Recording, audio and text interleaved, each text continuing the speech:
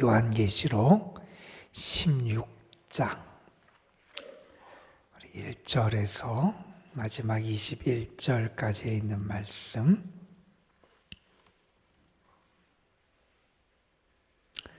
요한계시록 16장 1절에서 마지막 21절까지 있는 말씀, 우리 함께 한 목소리로 받들어 읽겠습니다. 또 내가 들으니 성전에서 큰 음성이 나서 일곱 천사에게 말하되 너희는 가서 하나님의 진노의 일곱 대접을 땅에 쏟으라 하더라. 첫째 천사가 가서 그 대접을 땅에 쏟음에 짐승의 표를 받은 사람들과 그 우상에게 경배하는 자들에게 악하고 독한 종기가 나더라. 둘째 천사가 그 대접을 바다에 쏟음에 바다가 곧 죽은 자의 피같이 되니 바다 가운데 모든 생물이 죽더라. 셋째 천사가 그 대접을 강과 물의 근원에 쏟음에 피가 되더라. 내가 들으니 물을 차지한 천사가 이르되 전에도 계셨고 지금도 계신 거룩하신 이여 이렇게 심판하시니 의로우시도다. 그들이 성도들과 선지자들의 피를 흘렸으므로 그들에게 피를 마시게 하신 것이 합당하니이다 하더라. 또 내가 들으니 제단이 말하기를 그러하다. 주 하나님 곧 전능하신 이시여 심판하시는 것이 참되시고 의로우시도다 하더라. 넷째 천사가 그 대접을 해에 쏟음에 해가 권세를 받아 불로 사람들을 태우니 사람들이 크게 태움에 태워진지라. 이 재앙들을 행하는 권세를 가지신 하나님의 이름을 비방하며 또 회개하지 아니하고 주께 영광을 돌리지 아니하더라. 또 다섯째 천사가 그 대접을 짐승의 왕자에 쏟으니 그 나라가 곧 어두워지며 사람들이 아파서 자기 혀를 깨물고 아픈 것과 종기로 말미암아 하늘의 하나님을 비방하고 그들의 행위를 회개하지 아니하더라. 여섯째 천사가 그 대접을 큰 강 유브라데에 쏟음에 강물이 말라서 동방에서 오는 왕들의 길이 예비되었더라. 또 내가 보매 개구리 같은 새 더러운 영이 용의 입과 짐승의 입과 거짓 선지자의 입에서 나오니 그들은 귀신의 영이라. 이적을 행하여 온 천하 왕들에게 가서 하나님 곧 전능하신 이의 큰 날에 있을 전쟁을 위하여 그들을 모으더라.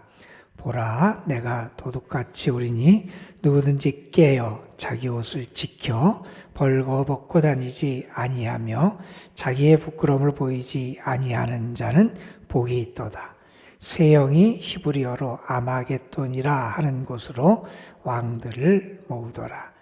일곱째 천사가 그 대접을 공중에 쏟음에 큰 음성이 성전에서 보좌로부터 나서 이르되 되었다 하시니 번개와 음성들과 우레소리가 있고 또 큰 지진이 있어 얼마나 큰지 사람이 땅에 있어 온 이래로 이같이 큰 지진이 없었더라. 큰 성이 세 갈래로 갈라지고 만국의 성들도 무너지니 큰 성 바벨론이 하나님 앞에 기억하신 바 되어 그의 맹렬한 진노의 포도주 잔을 받으며 각 섬도 없어지고 산악도 간데 없더라. 또 무게가 한 달란트나 되는 큰 우박이 하늘로부터 사람들에게 내리매 사람들이 그 우박의 재앙 때문에 하나님을 비방하니 그 재앙이 심히 크미러라. 아멘. 어제 우리가 함께 읽은 15장 말씀은 일곱 대접의 재앙을 준비하는 말씀이었습니다.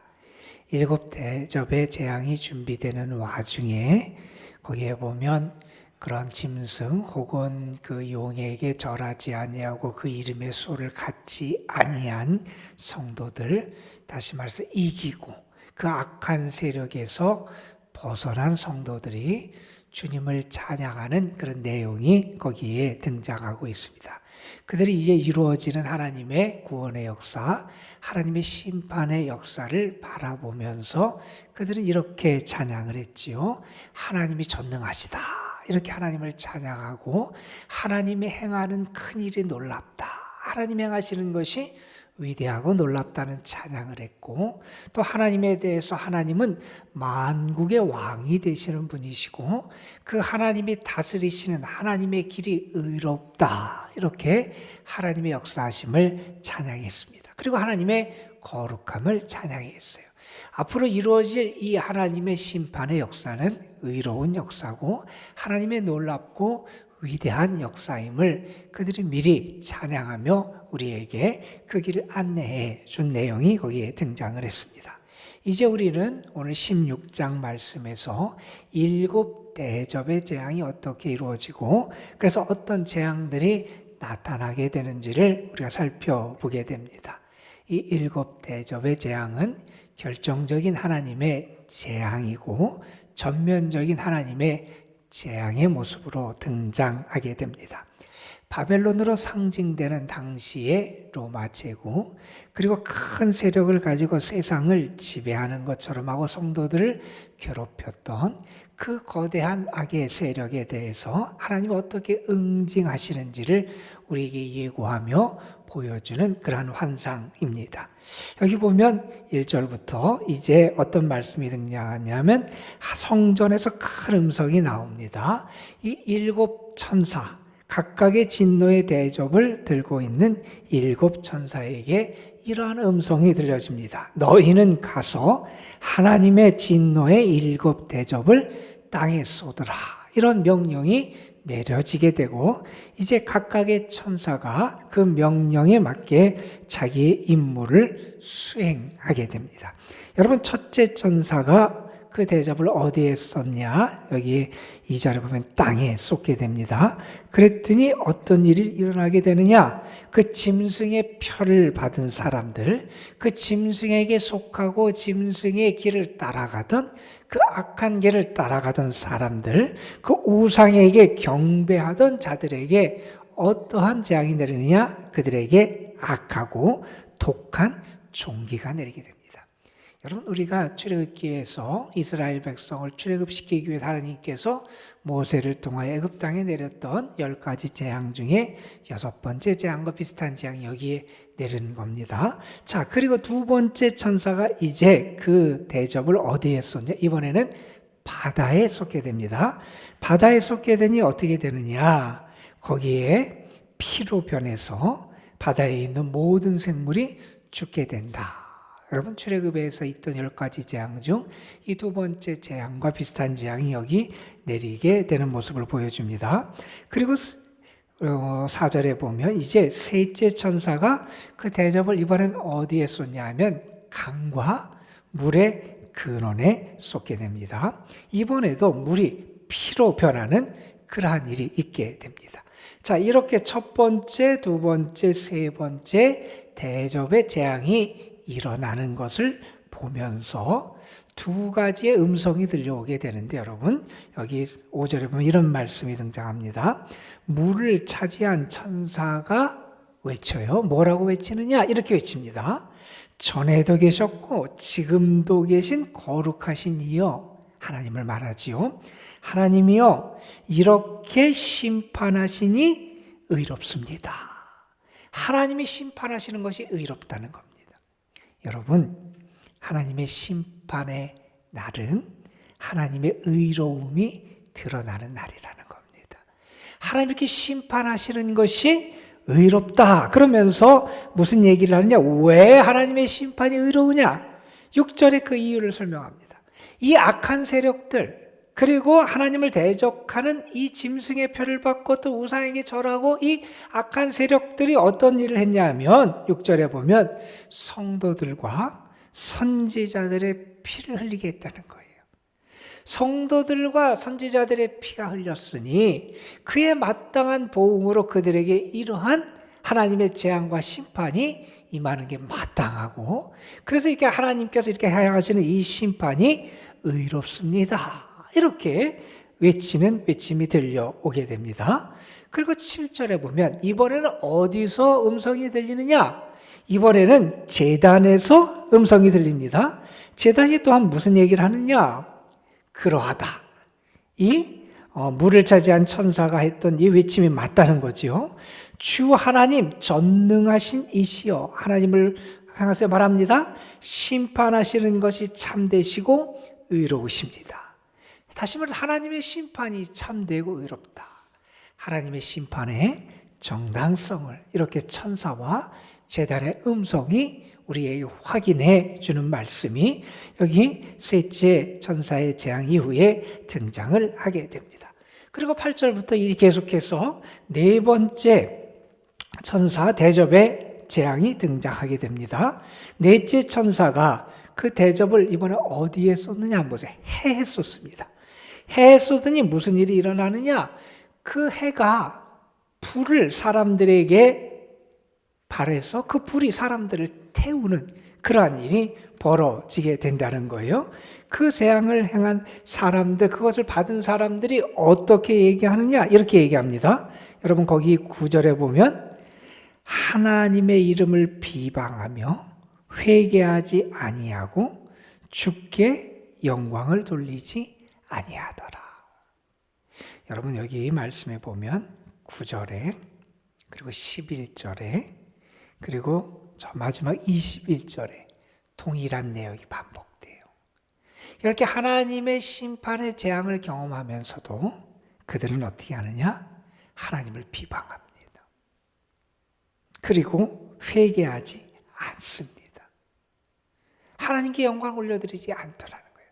마땅히 회개해야 되고 마땅히 돌이켜야 되고 마땅히 하나님을 찾아야 되고 그들 자신의 길을 돌이켜야 되는데 그들은 오히려 그 재앙을 내리시는 하나님을 비방하고 하나님께 회개하고 돌이키지 않는 모습을 계속해서 보여주더라 하는 겁니다. 이 완악한 죄성의 모습이 계속 드러나게 됩니다.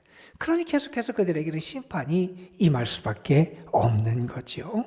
여러분 그 다음에 10절에 보면 이제 다섯째 천사가 다섯째 진노의 대접을 이게 없습니다. 어디에 쏟냐? 여기 보면 짐승의 왕자에 쏟아요. 그 하나님을 대적하는 세력의 핵심, 중심이 되는 그곳에 하나님의 진노의 대접을 쏟습니다. 그랬더니 어떻게 되느냐?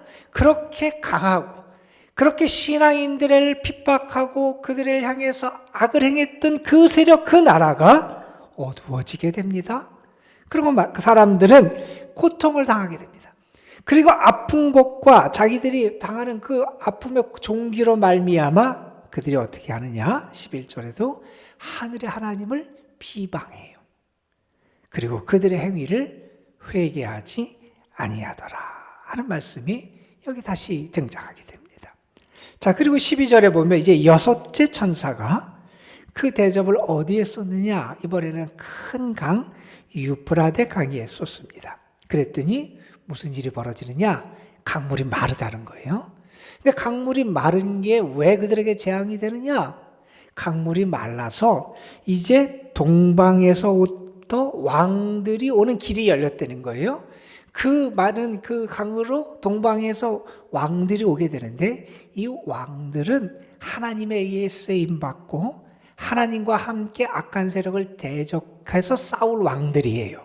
여러분 뒤에 보면 이 하나님을 대적하는 다른 세력들이 등장을 하는데 그들과 맞서 싸울 이 왕들이 그 길을 통해서 내려오게 된다는 거예요. 자, 그러면서 13절에 보면 이 개구리 같은 더러운 영셋이 등장하는 말씀이 나와요. 여기 보면 용, 사탄을 말하지요. 짐승, 용의 추종 세력입니다. 그리고 거짓 선지자, 또 이 짐승을 추종하게 하는 이런 악한 세력들, 그 입에서 더러운 영 셋이 나왔다는 거예요. 그 더러운 영은 14절에 보면 귀신의 영이다 이렇게 설명을 했습니다. 이 악한 영, 사탄의 영이 나오는데 그 악한 영이 어떤 역사를 하느냐? 여러분 14절에 보면 온 천하 왕들에게 가서 이적을 행해요. 그래서 자기 편으로 자기를 추종하게 하고 그들을 설득하게 해서 자기를 따르게 해요. 그러면서 무엇을 준비하느냐? 하나님을 대적한 마지막 전쟁을 준비한다는 거예요. 이 더러운 새 영이, 악한 영이 천하만국에 힘이 있고 강한 세력들을 자기 휘하에 둬서 그들을 자기의 이적을 통해서 자기를 따르게 함으로 하나님을 대항하는 그 전쟁을 마지막에 준비하려고 그것을 대비하는 그런 모습이 등장을 하게 된다는 겁니다. 여러분 16절에 보면 그 전쟁이 일어나는 장소가 여기 언급되어 있죠. 여러분이 아마 영화 제목에서 들어보셨을 거예요. 아마겟돈이라고 하는, 히브리어로 아마겟돈이라고 하는 곳에서 이제 그 왕들이 모여 그곳에서 마지막 하나님과 그 사탄의 세력들, 여기 보면 동방에서 내려온 그러한 왕들과 이렇게 천하 임금들, 사탄을 따르는 그 세력 간의 전쟁이 이루어지는 장소가 이 아마겟돈이라고 하는 곳으로 등장을 합니다. 이 아마겟돈의 말의 뜻은 무깃도의 산이라는 뜻이에요.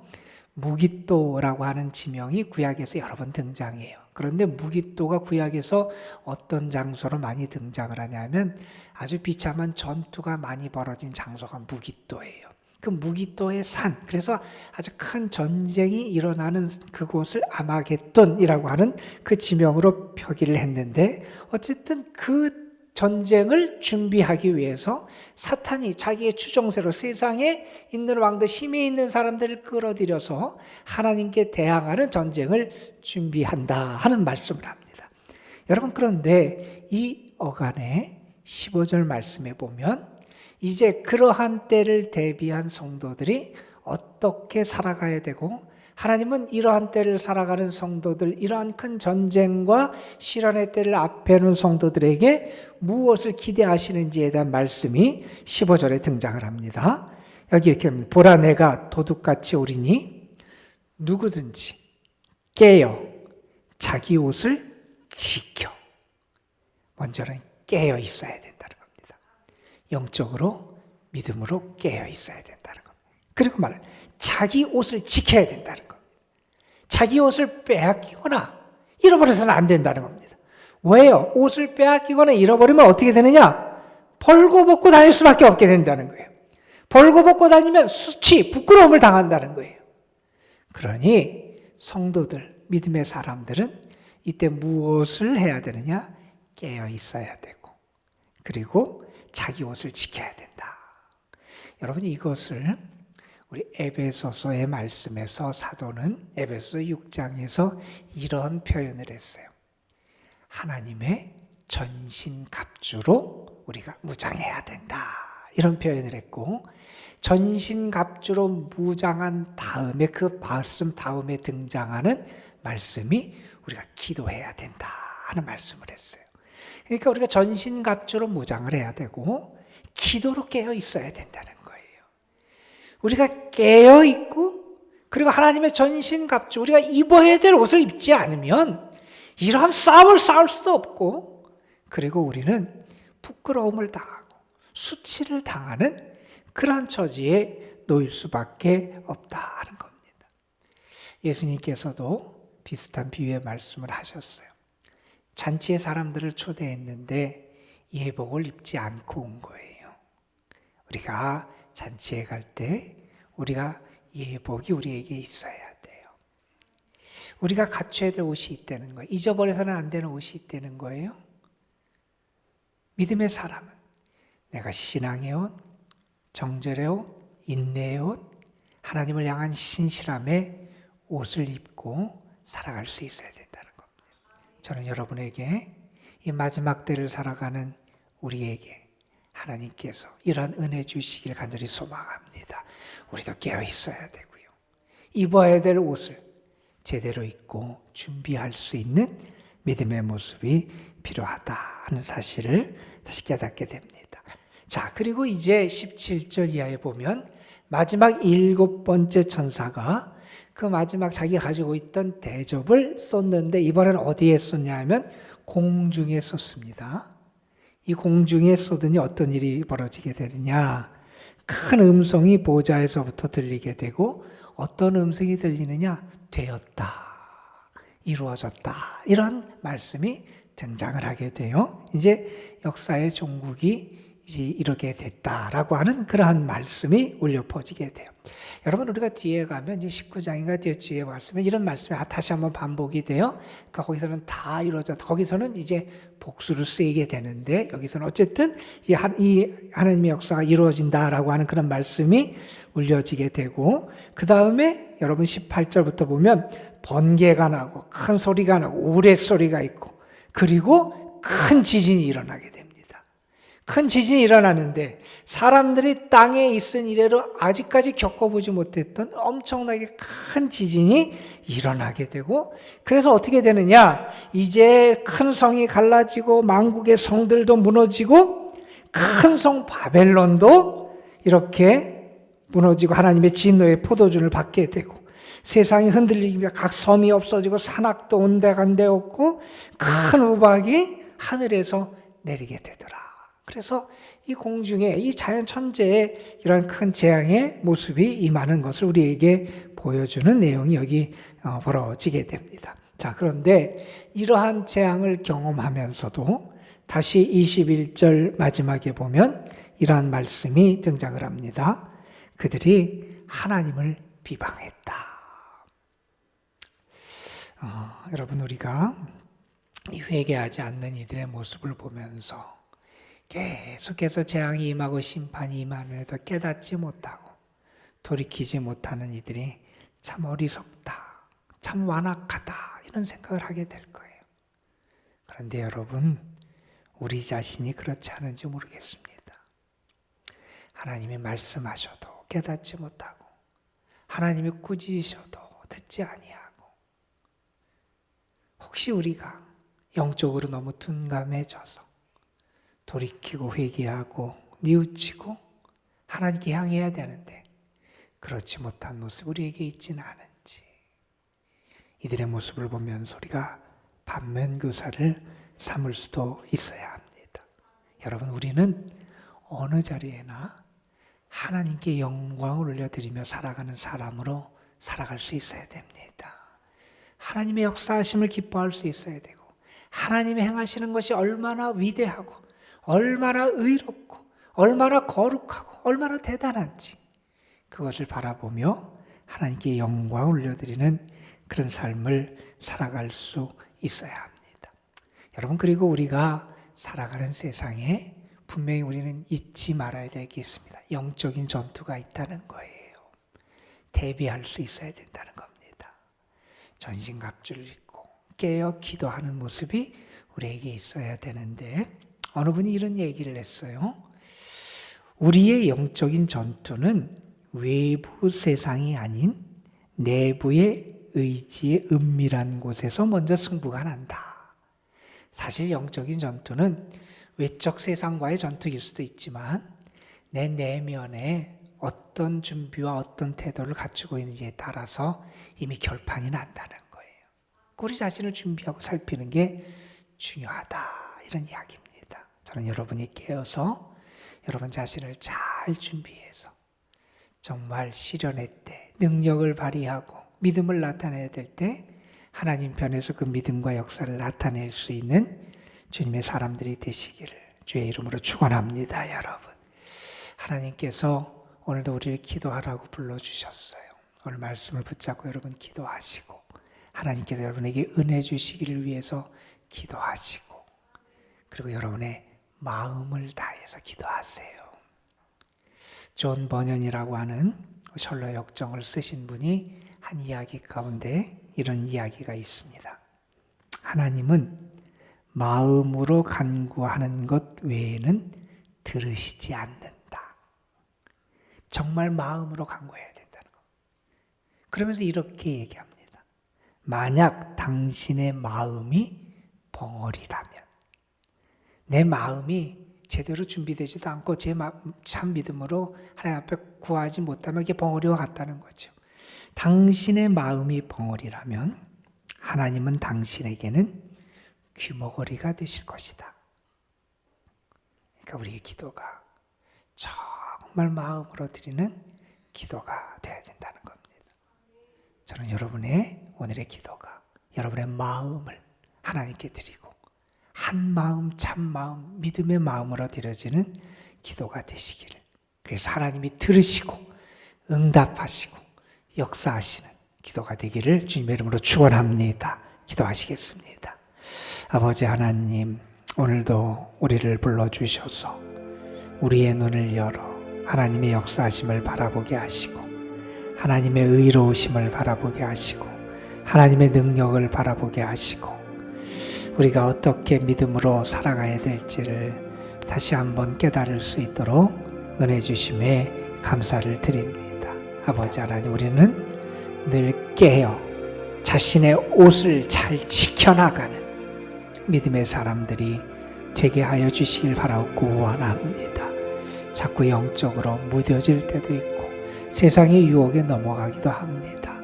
사탄이 역사하는 대단해 보이고 큰 일들, 우리가 그것을 나도 모르게 따라가는 어리석음을 행할 때도 우리에게 있습니다. 아버지 하나님, 우리에게 영적인 분별력을 주시고 또한 영적인 민감함을 허락해 주셔서 영적으로 깨어있게 하시고 영적으로 바로 서게 하시고 영적으로 하나님의 전신갑주를 입고 믿음의 영적인 싸움에 임하고 승리하는 자들이 되게 하여 주옵소서. 아버지 하나님, 오늘도 우리에게 주신 말씀 붙잡고 기도합니다. 우리 자신이 완악하고 하나님의 뜻을 알지도 못하고 하나님의 경고도 듣지 못하는 어리석은 자 되지 않게 하여 주시고, 혹시 우리가 돌이켜야 될 것이 있다면 돌이키게 하시고 회개해야 될 것이 있다면 회개하게 하여 주시고, 이제 우리의 삶 전체가 하나님의 영광만을 드러내며 살아가는, 하나님을 찬양하는 자로 살아가는, 새 노래를 부르며 어린 양의 노래를 부르는 주의 사람들이 되게 하여 주옵소서. 오늘도 우리가 주님 앞에 나와서 기도합니다. 마음을 다해서 기도합니다. 진실한 마음으로 기도하게 되기를 소망합니다. 아버지 하나님, 그래서 하나님이 우리의 기도를 들으시고 응답하시고 우리에게 복과 은혜를 허락하시는 그러한 축복의 기도가 될 줄로 믿습니다. 하늘을 바라보며 하나님께 모든 것을 아뢰며 주님만을 기다리는 이들에게 오늘도 예배하신 복과 은혜를 풍성하게 허락하여 주옵소서. 오늘 하루의 삶도 주의 은혜 안에 있기를 원합니다. 주님 바라보게 하시고 그 사랑에 합당한 삶을 살아가는, 사랑받는 자로서 살아가는 저희들 될 수 있도록 인도하여 주옵소서. 우리 구주 예수 그리스도의 이름으로 기도드리옵나이다. 아멘.